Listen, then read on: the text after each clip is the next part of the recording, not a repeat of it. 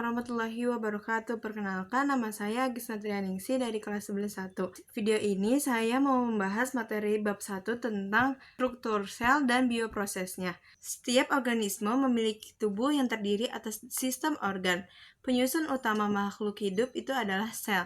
Sel merupakan satuan unit struktural dan fungsional terkecil makhluk hidup. Sel dapat berfungsi secara otonom selama seluruh kebutuhan terpenuhi. Pada tahun 1665, seorang ilmuwan Inggris bernama Robert Hooke pertama kali menemukan sel. Saat itu, Hooke mengamati sayatan gabus dari batang pohon yang sudah mati menggunakan mikroskop yang sederhana.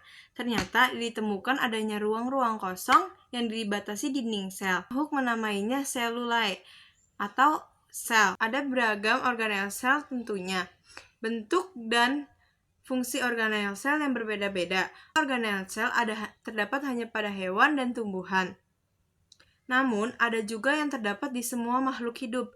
Contohnya, nukleus, ribosom, badan Golgi, vakuolo, dan retikulum endoplasma. Sel terbagi menjadi dua, yaitu sel prokariotik dan sel eukariotik.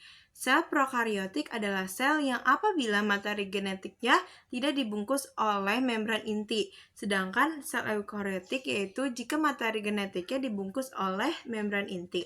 Organisme yang termasuk pada sel prokariotik yaitu Archaebacteria, Eubacteria, dan alga hijau biru. Karakteristik dari sel prokariotik yaitu memiliki ukuran 1-10 mikron, uniseluler, yang membentuk koloni atau filamen, ada yang bersifat autotrof dan heterotrof, serta bereproduksi secara aseksual dengan pembelahan biner, transformasi, dan transduksi.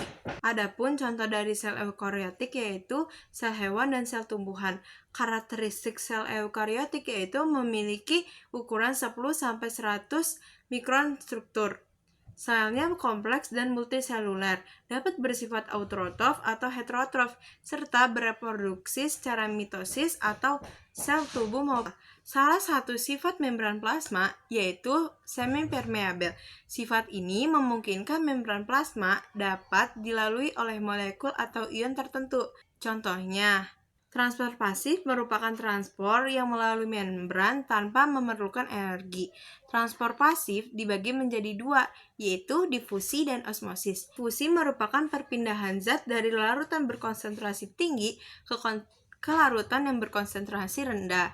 Kemudian konsentrasi tersebut menjadi sama. Sedangkan osmosis adalah ketika pelarut bergerak dari arah konsentrasi tinggi menuju area yang berkonsentrasi rendah melalui membran semi-permeabel.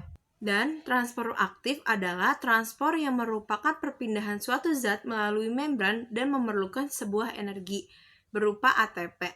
Untuk memompa molekul melawan gradenia, konsentrasi peristiwa yang termasuk transport aktif yaitu endosistosis dan pompa natrium kalium. Protein dan reproduksi sel. Protein merupakan salah satu komponen organik penyusun sel-sel mengandung 50% protein. Sintesis protein terdiri dari yaitu transkripsi dan translasi. Tahap pertama yaitu transkripsi, sebagai proses transfer instruksi genetik dari DNA ke mRNA. mRNA dapat dianggap sebagai pembawa pesan. Tahap kedua yaitu translasi. Translasi merupakan proses penguraian atau penerjemahan kode-kode hasil salinan DNA yang dibawa mRNA.